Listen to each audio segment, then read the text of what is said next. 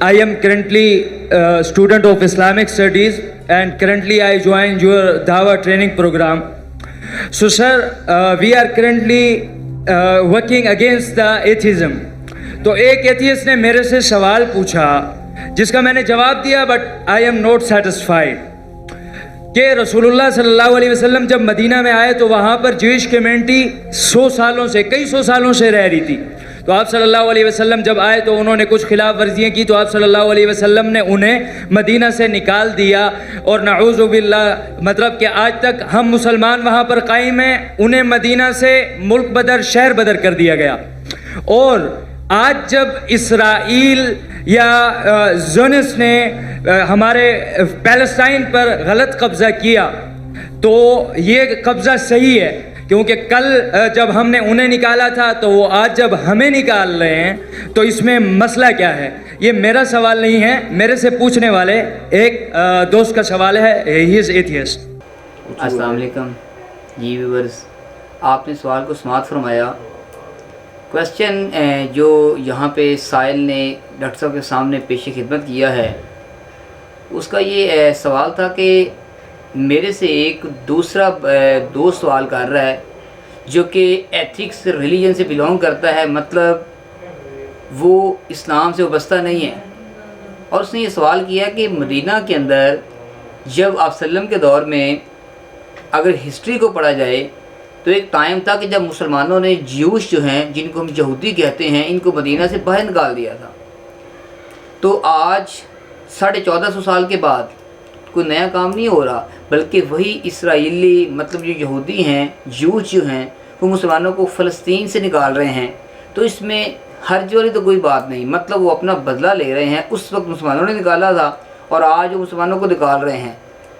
अब हम इसका जवाब सुनते हैं डॉक्टर साहब की ज़बानी कि डॉक्टर साहब इसके ऊपर रोशनी कैसे डालते हैं, फिर हम इंशाल्लाह एंड पे इसके ऊपर कमेंट्स देंगे और डिस्कशन करेंगे।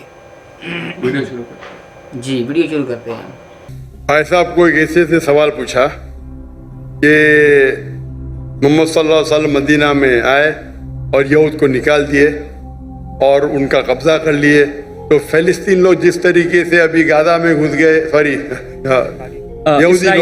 यहूदी लोग घुस गए और फ़लस्तीन में और गाजा में और कब्जा कर रहे, तो ये तो यकसा है। फ़र्क क्या है इसमें? मोहम्मद सल्लल्लाहु अलैहि वसल्लम किए क्या नहीं किए उसके डिटेल में जाता नहीं हूँ, लेकिन मैं ये मानता हूँ कि पहले ज़माने में जब जंग होती थी, जो भी जीत जाता था वो उसकी लैंड हो जाती थी। सर करंटली अक़वाम मुत्तहिदा भी तो यही कहता है। जी सब आप जवाब सुन लीजिए प्लीज। मेरा जवाब तो सुनेंगे आप। सॉरी, मैं क्या बोलने वाला जानते हैं आप? सुने मेरा जवाब कभी? नहीं सुने ना? तो जवाब तो कंप्लीट करने दो ना, आप मुझसे बहस कर रहे। सॉरी, यही प्रॉब्लम है। इन्नल्लाह मा साबिरीन, अल्लाह उनके साथ है जो सब्र करते हैं।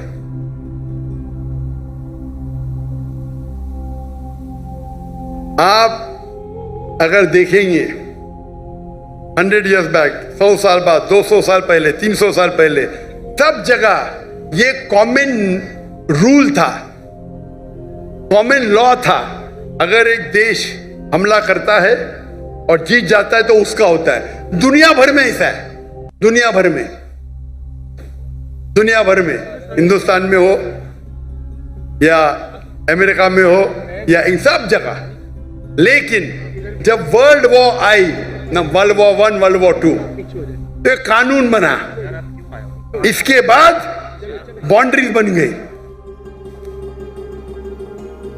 प्रॉब्लम है हम जानते ही नहीं, हम कानून जानते ही नहीं, हम मुसलमान पढ़ते ही नहीं। अल्लाह ताला बोलते इकरा, हम बोलते ला इकरा। जब कानून बन गया वर्ल्ड वॉर 1 और वर्ल्ड वॉर 2 के बाद, उसके बाद आप ये पुराना कानून यहाँ नहीं ला सकते। और जो इजराइल जो कर रही है वो वर्ल्ड वॉर 1 और 2 के बाद कर रही है, समझे आप? और जो बेलफोर्ड, जो ब्रिटिशर्स ने दुनिया का 1/3 हिस्सा, 1/3 वर्ल्ड को रूल किया इल्लीगली उस टाइम का। जी, डॉक्टर साहब ने बड़ा बेहतरीन तरीके से इस चीज़ को रिकवर किया है। व्यूअर्स, आपने इस चीज़ के अंदर नोट किया है कि असल में डॉक्टर साहब ने ये क्लियर किया है कि असल में जिस तारीख़ के अंदर आप बात कर रहे हैं, मेन जो इस्लाम का आगाज़ था आज से 14.5 साल पहले, उस वक़्त असल में बाउंड्रीज़ नहीं थी, लिमिटेशंस नहीं थी, रूल्स नहीं थे, क़वाइद व ज़वाबित नहीं थे। आज से समथिंग 400 ईयर पहले, 300 ईयर पहले इस पे बाकायदा तौर पे रूल्स रेगुलेशंस बनाए गए। जो फर्स्ट वर्ल्ड वार थी इससे ऑनवर्ड, और उसके बाद ये कवानीन को ड्रा किया गया जिसको आज यूश क्रॉस कर रहे हैं, इसराइल उनको क्रॉस कर रहा है। इसी यूरोपीय यूनियन की तरफ से ये बाउंड्रीज अरेंज की गई है ना, अक़वाम मुत्तहिदा की तरफ से, जो वर्ल्ड के अंदर आज राइज हैं। स्वेप से जो रियल के अंदर है, वर्ल्ड के अंदर आज ये राइज है। अगर कोई कंट्री किसी के ऊपर हमलावर होता है तो वहाँ के सिविलियन को नहीं मार सकता। मतलब वहाँ पे जो आम बेचारे शहरी हैं, नहत्थे शहरी हैं, बच्चे हैं, ख़वातीन हैं, उसके ऊपर अटैक नहीं हो सकता। और आज वो यहूदी जो कि दुनिया को अमन का नाम का पैगाम देते हैं, अमेरिका जो कहता है, और आज वो जालिम इंसान इस बात पे डटे हुए हैं, हकीकत में वो इसको रूल्स को खुद तोड़ रहे हैं।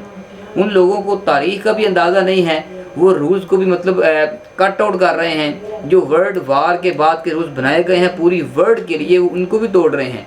तो हम उनको ये तो नहीं कहेंगे कि ये मतलब अपना बदला नहीं ले रहे, बल्कि वो लाइल्मी का मुजाहरा कर रहे हैं। और जो बंदा इसके ऊपर क्वेश्चन रेज कर रहा है, मतलब जिस वो दूसरे मज़हब के पर्सन ने सवाल किया है, उनको ये बताना चाहिए कि आपके जो मज़हब के लोग, उनको ये भी शऊर नहीं है कि आज के कानून को तो पढ़ो।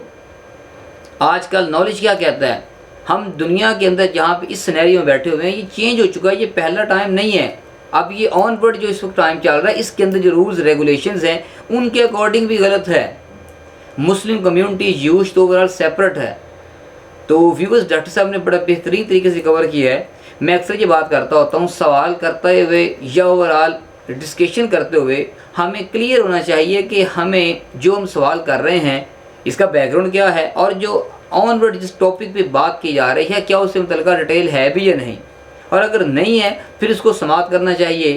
तो जी व्यूअर्स, आपने कमेंट्स के अंदर बताना है आप डॉक्टर साहब का ये जवाब कैसा लगा है, हिस्टोरिकली जो उन्होंने एविडेंसेस के साथ इस बात को एक्सप्लेन किया है। बहुत शुक्रिया जी। हम इंशाल्लाह मिलेंगे नेक्स्ट वीडियो के साथ। मुझे फ़िलहाल इजाज़त दें। अल्लाह हाफिज़। अस्सलाम वालेकुम।